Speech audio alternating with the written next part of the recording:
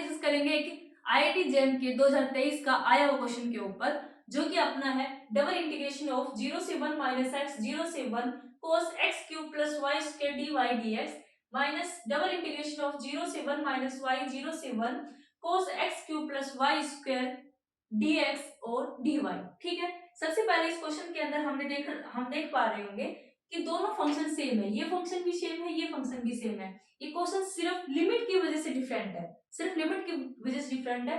इस क्वेश्चन में लिमिट है 1 माइनस एक्स और इस क्वेश्चन में अपनी लिमिट है 1 माइनस में वाई।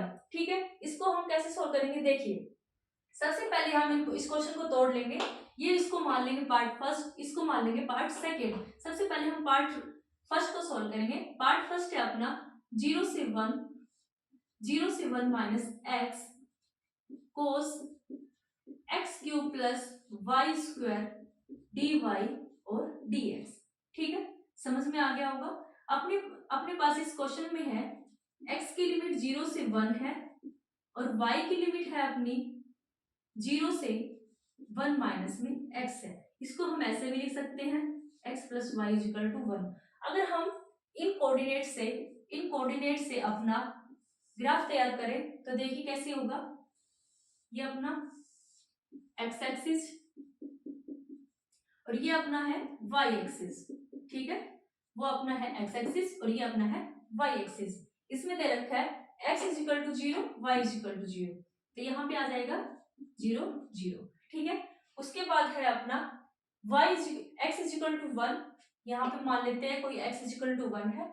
उसके बाद है y is equal to 1 minus X, मतलब कि x प्लस वाई एक ही बात है, x plus Y is equal to 1। इसको हम इसी से हमने इसको बनाया है, तो अपने पास आ जाएगा ये वाला अपना x plus Y is equal to 1 और ये अपना आ जाएगा x इज इक्वल टू 1।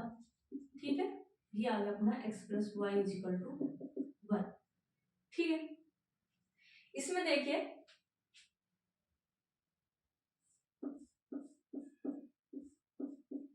अगर हम सबसे पहले इस क्वेश्चन को सोल्व करने के लिए सबसे पहले हम क्या करते हैं कि लिमिट को चेंज कर देते हैं। लिमिट को चेंज कर देते हैं मतलब कि हम करेंगे x की लिमिट को चेंज। सबसे पहले तो y की x और y की लिमिट चेंज करेंगे। x और y की लिमिट चेंज करने पर हम देखेंगे कि सबसे पहले हमारे पास यहाँ पे है x की लिमिट और यहाँ पे है y की लिमिट। ठीक है, अगर हम चेंज कर दे y की लिमिट भी बनाए और x की लिमिट बनाए तो कैसे बनाएंगे देखना। सबसे पहले हम जानते हैं कि जो फर्स्ट लिमिट होती है वो हमेशा कांस्टेंट होती है, तो फर्स्ट लिमिट हमारी हो जाएगी y इज इक्वल टू 0 से 0 टू 1 और x की लिमिट हो जाएगी अपनी, देखो x इसमें 0 से ऐसे आ रहा है, 0 से इंक्रीज होता हुआ आ रहा है, तो अपनी हो जाएगी ये 0 टू 1 माइनस में y। ठीक है, 0 टू 1 माइनस में y। ठीक है, अब देखना, अब इसकी लिमिट हम दोबारा से लगाते हैं। फर्स्ट पार्ट में 0 से 1 जो कि अपनी है y की लिमिट और दूसरी है 0 से 1 माइनस में y जो कि अपनी है x की limit cos x cube plus Y square D Y D X minus में 0 से 1 और 0 से 1 माइनस में y cos x cube plus Y square D Y D x.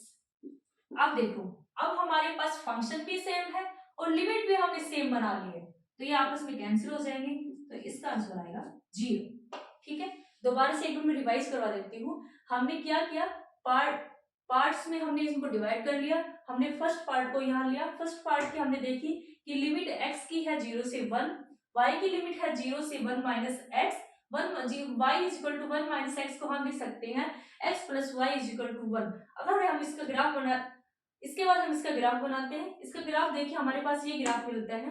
उसके बाद हम क्या करते हैं, लिमिट को चेंज कर देते हैं। लिमिट को चेंज करते हैं तो सबसे पहले हम जानते हैं कि फर्स्ट लिमिट हमेशा कांस्टेंट होती है, तो फर्स्ट लिमिट अपनी इस क्वेश्चन में अपनी थी, इस पार्ट में अपनी थी फर्स्ट लिमिट x की, हमने चेंज की तो हमारे पास आ गई y की लिमिट 0 से 1 और उसके बाद x की लिमिट देखी तो हमने देखा कि लिमिट 1 से नीचे आ रहा है, मतलब लिमिट इंक्रीज हो रही है, x की इंक्रीज होती हुई आ रही है, तो अपने पास आ गई x की लिमिट 0 से 1 माइनस में y की लिमिट। उसके बाद हमने इन लिमिट को चेंज करके दोबारा से यहाँ पुट किया। पुट करने के बाद हमने देखा कि इसमें क्वेश्चन में फंक्शन नहीं, हमारी लिमिट भी सेम हो गई है। उसके बाद जब लिमिट और फंक्शन दोनों सेम हो गए तो ये आपस में कैंसिल हो गए और अपने पास आ गया आंसर 0। ठीक है, समझ में आ गया होगा। Thank you.